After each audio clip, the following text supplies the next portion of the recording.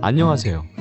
오늘은 많은 가정에서 고민하고 있는 민감한 주제, 바로 성매매 문제와 그 대처 방안에 대해 이야기해 보겠습니다. 이 문제는 단순히 개인의 일탈이 아니라 부부 관계와 가정을 깊이 흔드는 심각한 이슈인데요. 오늘은 성매매에 관한 일반적인 대처 방법에 대해 다뤄보도록 하겠습니다. 첫 번째로, 성매매는 오래된 습관에서 비롯됩니다. 성매매 문제는 대부분 결혼 이전인 총각 때부터 형성된 오래된 습관에서 비롯되는 경우가 많습니다. 특히 스트레스가 많은 상황에서 성매매를 도피처로 선택하는 경우 스트레스 취약성 모델에 따라 중독으로 발전하기 쉽습니다. 예를 들어, 회사에서 극심한 스트레스를 받은 남편이 이를 해소하기 위해 성매매를 선택하거나, 아내가 임신 중이거나 아이에게 관심이 집중되어 있는 시기에 이러한 행동이 빈번히 나타날 수 있습니다. 결국 부부 관계가 소원해진 틈을 타서 과거 습관으로 돌아가는 것입니다. 이런 모습은 마치 주인이 없는 길고양이가 본능적으로 쓰레기통을 뒤지는 것과 유사합니다. 시간이 지날수록 죄책감은 점점 약해지고 단순한 습관이 심각한 중독으로 변질될 수 있습니다. 두 번째로, 증거는 핸드폰에서 찾아내는 것이 좋습니다. 성매매의 흔적은 대부분 남편의 핸드폰에서 발견되는데요. 성매매를 예약한 확인 문자나 성관련 검색 기록, 가입된 커뮤니티 등이 대표적인 단서입니다. 이 과정이 혼자서 어려우시다면 전문가의 도움을 받아도 좋습니다. 증거 관련한 도움이 필요할 때는 언제든지 연락 주시면 성심껏 조언해 드리겠습니다. 세 번째로, 문제를 터뜨릴 타이밍을 잡아야 합니다. 증거가 많으면 좋겠지만 완벽하게 증거를 모으기만 기다리다가 적절한 타이밍을 놓칠 수 있습니다. 성매매 증거를 제시했을 때 남편이 부정하거나 변명할 가능성을 염두에 두고 행동에 옮겨야 할 순간을 놓치지 않도록 주의하셔야 하는데요. 최대한 증거는 잡되 결국 언젠가는 터뜨려야 할 문제이기에 상황을 면밀히 검토해 실행에 옮기셔야만 합니다. 네 번째로, 성매매 말고 그 외적인 부분들을 살펴보시는 게 좋습니다. 남편의 성매매 중독 정도뿐만 아니라 외도 이전의 남편의 성향과 성격 문제들, 성장 환경까지 살펴봐야 합니다.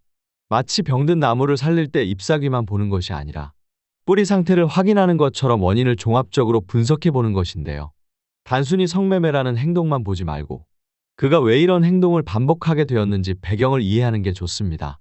성매매 문제 말고도 경제적 상황이나 가정 내의 주도권 문제, 부부관계에서 소통과 관련된 문제가 이미 얽혀져 있을 가능성이 크므로 이를 전문 상담과 함께 분석하며 맞춤형 해결책을 찾아 나가야 합니다. 각기 다른 문제에 동일한 해결책을 적용하면 사단이 날 수도 있을 테니까요.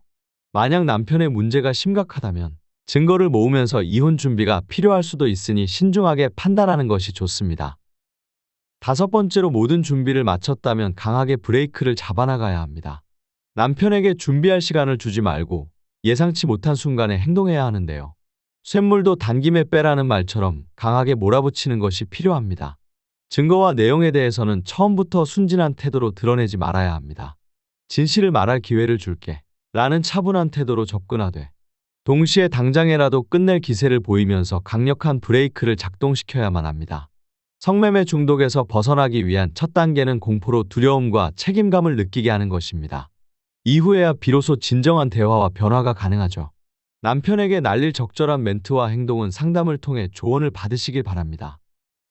여섯 번째로, 빠른 용서는 금물이며 남편의 행동에 대한 검증이 우선입니다. 성급히 각서를 쓰며 용서하거나 문제를 덮지 말고 남편의 행동을 신중히 지켜보세요. 모든 동선을 투명하게 공개하도록 요구하고 핸드폰 관리도 철저히 이루어져야 합니다.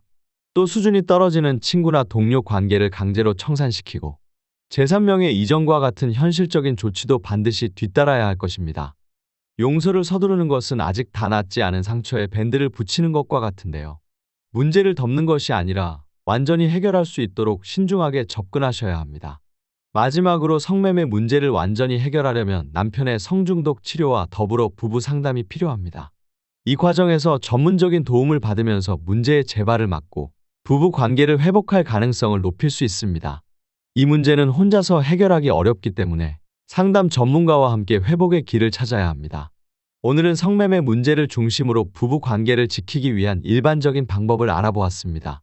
이 문제는 아내분 혼자만의 싸움이 아니라 전문가의 도움과 냉철한 판단이 필요한 복잡한 문제입니다.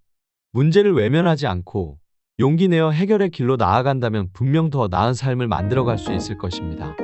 앞으로도 가정을 지키는데 도움이 되는 정보를 꾸준히 전해드리겠습니다.